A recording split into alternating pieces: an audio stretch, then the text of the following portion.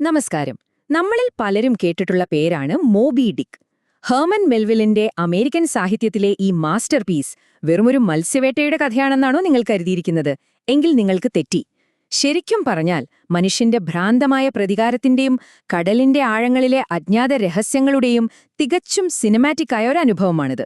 ഇന്നത്തെ ഈ എക്സ്പ്ലെയിനറിലൂടെ ഈ ഇതിഹാസത്തിനു പിന്നിലെ ആഴത്തിലുള്ള സൈക്കോളജിയും മനുഷ്യനെ വേട്ടയാടുന്ന അസ്തിത്വപരമായ ഭയങ്ങളും എന്തൊക്കെയാണെന്ന് നമുക്കൊന്ന് കണ്ടുപിടിക്കാം. ഹെർമൻ മെൽവിൽ പറയുന്ന ഒരു കാര്യമുണ്ട്: സങ്കടകരമായ ഒരു ജ്ഞാനമുണ്ട്, എന്നാൽ ഭ്രാന്തമായ ഒരു സങ്കടവുമുണ്ട്. എങ്ങനെയുണ്ട് ആ വരികൾ? വെറുമൊരു സാഹിത്യം മാത്രമല്ല ഇത്, കേട്ടോ. നമ്മൾ കാണാൻ പോകുന്ന ഈ സൈക്കോളജിക്കൽ ത്രില്ലറിലേക്കുള്ള കൃത്യമായ ഒരു വാതിലാണിത്. മനുഷ്യന്റെ അഗാധമായ സങ്കടം എങ്ങനെയാണ് അവനെ ഒരു ഭ്രാന്തിലേക്ക് അഥവാ ഒബ്സഷനിലേക്ക് നയിക്കുന്നതിന്റെ വ്യക്തമായ സൂചന. ഭാഗം 1.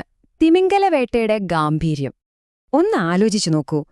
19-ാം നൂറ്റാണ്ടിലെ കടൽയാത്രകൾ. ഇന്നത്തെ പോലെ യാതൊരു ആധുനിക സൗകര്യങ്ങളുമില്ല. ആർത്തിരമ്പുന്ന തിരമാലകൾക്കും പേടിപ്പെടുത്തുന്ന കൊടുങ്കാറ്റിനുമിടയിൽ ചെറിയ തടിവള്ളങ്ങളിൽ ജീവൻ പണയം വെച്ചുള്ളൊരു പോരാട്ടം. അക്ഷരാർത്ഥത്തിൽ ഓരോ നിമിഷവും മരണത്തെ മുഖാമുഖം കാണുകയാണ് ഈ നാവികർ. ഭയാനകവും എന്നാൽ നമ്മെ അത്ഭുതപ്പെടുത്തുന്നതുമായൊരു ലോകത്താണ് അന്നീ വേട്ടക്കാർ ജീവിച്ചിരുന്നത്. മനുഷ്യന് തിമിംഗലങ്ങളോടുള്ള ഈ ഭയവും അത്ഭുതവും ഇന്നോ ഇന്നലെയോ തുടങ്ങിയതല്ല. ചരിത്രം പരിശോധിച്ചാൽ നമുക്കത് കൃത്യമായി മനസ്സിലാക്കാം. ഉൽപ്പത്തി പുസ്തകത്തിൽ വലിയ തിമിംഗലങ്ങളെപ്പറ്റി പറയുന്നുണ്ട്. അതുപോലെ AD 890-ൽ ആൽഫ്രഡ് രാജാവ് രേഖപ്പെടുത്തിയ ഭീമൻ വേട്ടകളുടെ കഥകൾ. ഇനി ആംഗ്ലോ സാക്സൺ ഭാഷയിലായാലും എരോമാംഗോവൻ ഗോത്രഭാഷയിലായാലും ശരി, ഈ ഭീമൻ ജീവി മനുഷ്യനിലുണ്ടാക്കിയ അമ്പരപ്പ് അത്രത്തോളം വലുതായിരുന്നു. ഈ പുരാതനമായൊരു മിത്തിനെയാണ് മെൽവിൽ ഇവിടെ ഉപയോഗിക്കുന്നത്. ഇനി ഇതിന്റെ സാമ്പത്തിക വശം നോക്കിയാൽ നമ്മൾ ശരിക്കും ഞെട്ടും.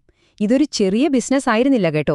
പ്രതിവർഷം $70 ലക്ഷം അന്ന് അവർ ഇതിലൂടെ ഉണ്ടാക്കിയിരുന്നു. 700ഓളം കപ്പലുകളിലായി 18,000-ഓളം ആളുകൾക്ക് തൊഴിൽ നൽകിയ ഒരു വമ്പൻ ആഗോള സാമ്രാജ്യം. അതിലും വലിയൊരു സത്യം എന്താണെന്നോ? ഓസ്ട്രേലിയ പോലുള്ള ഭൂഖണ്ഡങ്ങൾ കണ്ടെത്തുന്നതിനും എന്തിന് ചിലിയിലും പെറുവിലും ജനാധിപത്യം വളർത്താൻ പോലും വഴിയൊരുക്കിയത് സമുദ്രങ്ങൾ താണ്ടിയ ഈ തിമിംഗലവേട്ടക്കാരായിരുന്നു. പക്ഷെ സാധാരണക്കാരായ ആളുകൾ അന്ന് ഈ വേട്ടക്കാരെ കണ്ടിരുന്നത് എങ്ങനെയാണെന്നോ? വെറും രക്തദാഹികളായ അറവുകാരായിട്ട്. എന്നാൽ മെൽവിൽ ഈ ചിന്താഗതിയെ പാടെ പൊളിച്ചെഴുതുകയാണ്. അദ്ദേഹത്തിന്റെ അഭിപ്രായത്തിൽ ഇവർ വെറും അറവുകാരല്ല, മറിച്ച് ലോകത്തിന്റെ അതിരുകൾ ഭേദിച്ച യഥാർത്ഥ പര്യവേഷകരും പുതിയ സാമ്രാജ്യങ്ങൾ പടുത്തുയർത്തിയ ധീരരായ യോദ്ധാക്കളുമാണ്. ഭാഗം 2. വിചിത്രമായ ഒരു സാഹോദര്യം. നമ്മളിനി പോകുന്നത് ന്യൂ ബെഡ്ഫോർഡ് എന്ന നഗരത്തിലേക്കാണ്. ഇതൊരു സാധാരണ നഗരമല്ല, കേട്ടോ. ലോകത്തിന്റെ പല ഭാഗങ്ങളിൽ നിന്നുള്ള ആളുകൾ ഒത്തുചേരുന്ന ഒരു പ്രത്യേക ഇടം.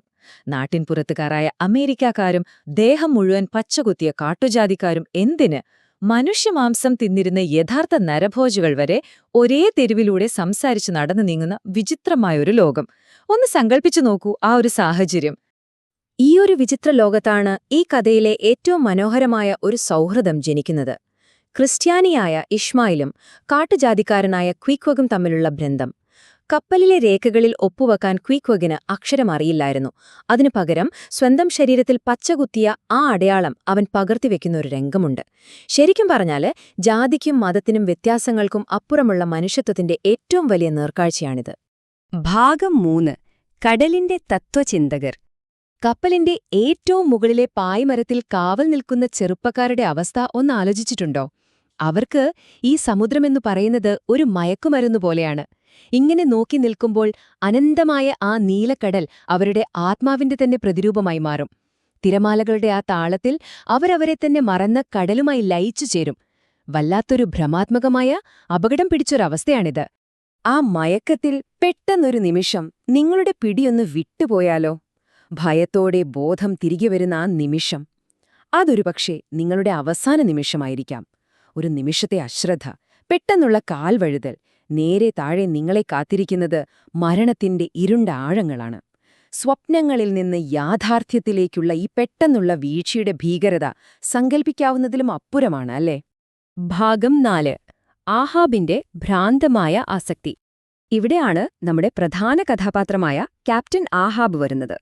ആഹാബിന് മോബിഡിക്ക് വെറുമൊരു മീനോ മൃഗമോ ഒന്നുമല്ല. ലോകത്തിലെ സകല തിന്മകളുടെയും തനിക്ക് നേരിട്ട എല്ലാ ദുരന്തങ്ങളുടെയും പൈശാചികമായ ഒരു രൂപമായിരുന്നു ആ വെള്ളത്തിമിംഗലം.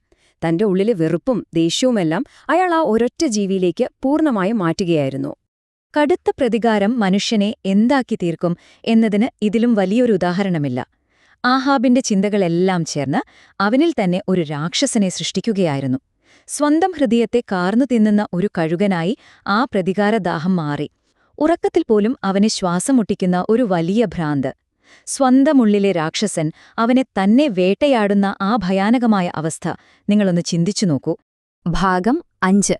തിമിംഗലത്തിന്റെ പൊരുൾ. ഈ മോബിഡിക്കിനെക്കുറിച്ച് നാവികർക്കിടയിലുണ്ടായിരുന്ന കഥകൾ കേട്ടാൻ ശരിക്കും ആരും ഭയപ്പെടും. അതൊരിക്കലും ചാവാത്ത, ഒരേ സമയം എവിടെയും കടന്നുവരാൻ കഴിയുന്നൊരു അമാനുഷിക ശക്തിയാണെന്നാണ് അവർ വിശ്വസിച്ചിരുന്നത്. മഞ്ഞു വീണതുപോലെയുള്ള വെള്ള നെറ്റിയും വലിയ ചിറകുകളും. കാണുമ്പോൾ ഒരു വശ്യത തോന്നുമെങ്കിലും വലിയൊരു ഭയവും അതവരിലുണ്ടാക്കിയിരുന്നു. മനുഷ്യനെ ഒരിക്കലും കീഴടക്കാൻ കഴിയാത്ത പ്രകൃതിയുടെ ഇരുണ്ട ശക്തികളുടെ വലിയൊരു പ്രതീകമായിരുന്നു ആ തിമിംഗലം. കഥയുടെ അവസാന ഭാഗത്ത് മരിക്കുന്നതിനു മുൻപ് ആ ഭീമൻ തിമിംഗലം സൂര്യന് നേരെ തിരിയുന്ന ഒരു ദൃശ്യമുണ്ട്. വളരെ സ്ലോ മോഷനിലെ സിനിമാറ്റിക്കായി നടക്കുന്ന ആ സംഭവം അവനും ആ വെളിച്ചത്തെ ആരാധിക്കുകയാണ്. ഹൃദയഭേദകമായ ഈ ദൃശ്യം നമ്മോട് പറയുന്നൊരു വലിയ സത്യമുണ്ട്. ഈ പ്രപഞ്ചം പുറമേ എത്ര മനോഹരമാണെങ്കിലും മനുഷ്യന്റെയോ മൃഗത്തിന്റെയോ വേദനകൾക്കു മുന്നിൽ അത് തികച്ചും നിസ്സംഗമാണ്. പ്രകൃതിക്കാരോടും പ്രത്യേക താൽപ്പര്യമില്ല എന്നതാണ് സത്യം. അപ്പൊ നമ്മൾ അവസാനം ഒരു വലിയ ചോദ്യത്തിൽ എത്തി നിൽക്കുകയാണ്. ആഹാബിന്റെ ഈ യാത്ര ശരിക്കും വെറുമൊരു മത്സ്യവേട്ടയാണോ, അതോ പ്രപഞ്ചത്തിന്റെ ഒരിക്കലും കീഴടക്കാൻ കഴിയാത്ത നിശബ്ദമായ ശക്തികൾക്ക് നേരെയുള്ള മനുഷ്യന്റെ തന്നെ പോരാട്ടമോ? ഈ വലിയ നോവൽ നമ്മോട് പറയുന്നത് മനുഷ്യന്റെ പരിമിതികളെക്കുറിച്ചും പ്രപഞ്ചത്തിന്റെ നിഗൂഢതകളെക്കുറിച്ചും തന്നെയല്ലേ?